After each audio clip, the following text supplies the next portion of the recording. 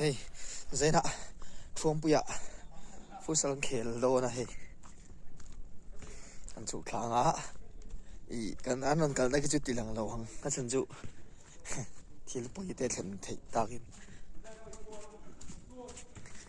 churin helama hianin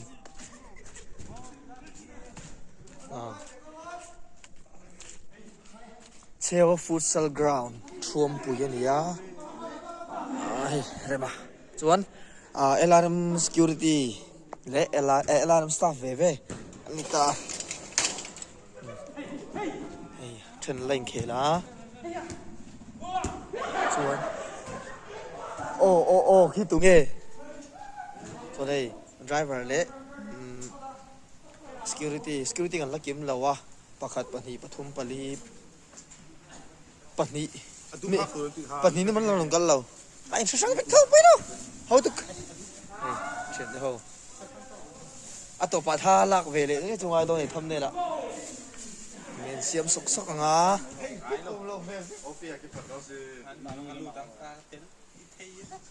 cái gì cái parpai lah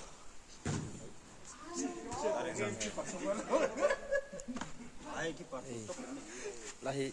thuam pui futsal ground thar chu ni hai kian ani mai chuan so san nem sa are sa norto mai mangaya kalmo ai sa kan chân nói lộn tro kan nói lộn tro nói rằng anh nuông đô này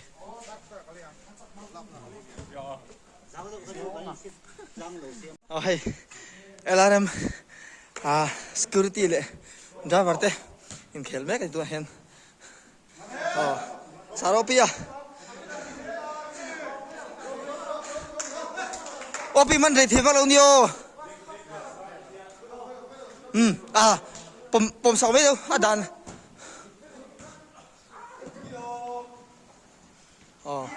come on goal eta 5-1 khay tay mau yum lo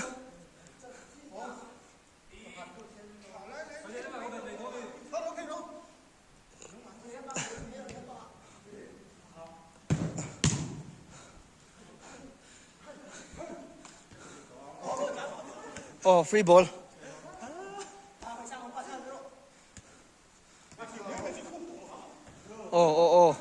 come on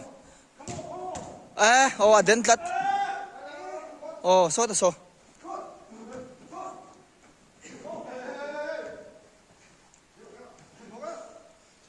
ropuya come on bit thei do nem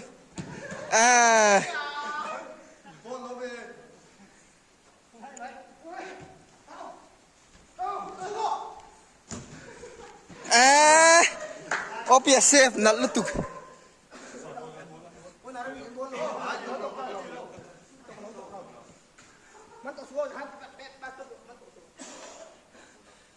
kalau dre lo juga boy thak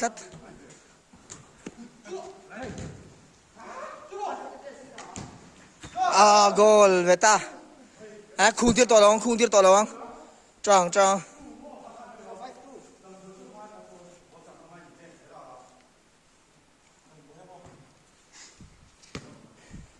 back chak khang hai ne back chak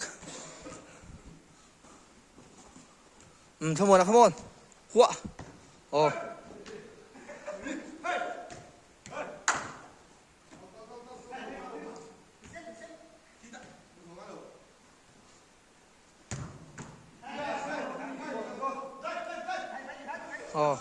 muốn làm đó này hipo khay bây giờ charge pop ta se som besari hodo chi hai impo hodo na ai sa ka thamu na soi pe to lo super bike so Mizoram bike man thom berani ya thom om to lo Sanga mana ni hebat ki. Wih tak ni. Ai man to bung to lo. Kalang. Kalang.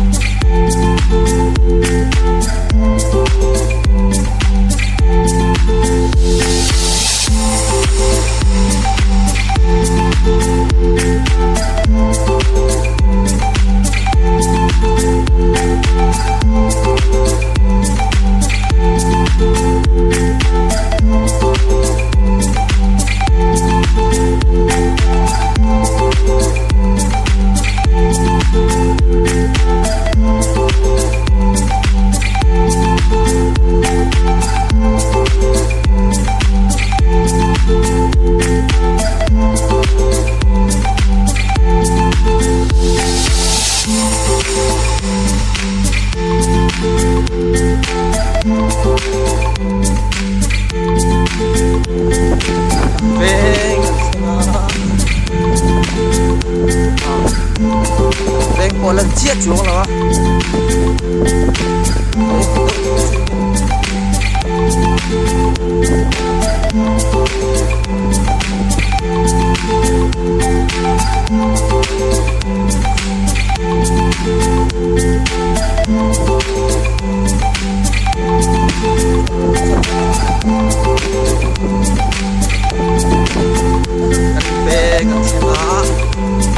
ba veng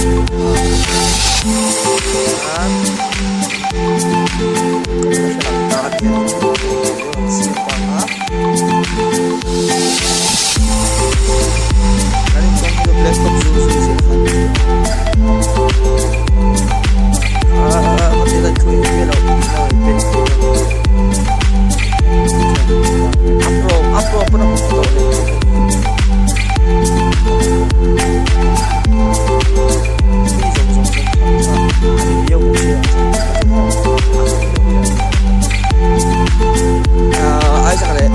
phải ada sampai ka tahan ikut ben di ada tahan semua tapi ka rendah lo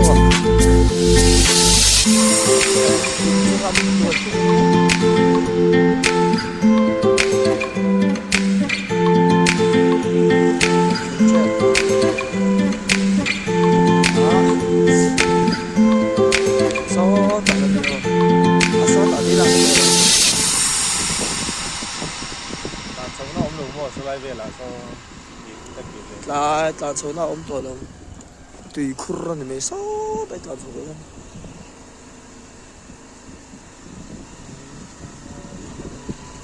kulaya in enter đấy không có nên chơi có nên lọt tiền tụ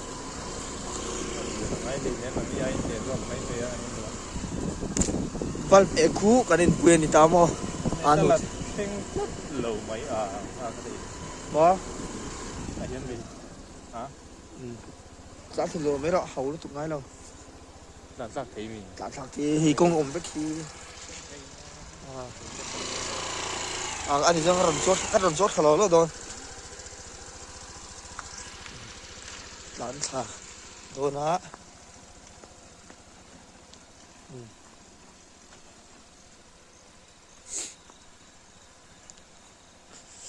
cái bọc tê xil mình đang xem ta em sẽ phải lấy khúc mày xong khó giờ là làm program cho đi giờ vai một tình trạng với cô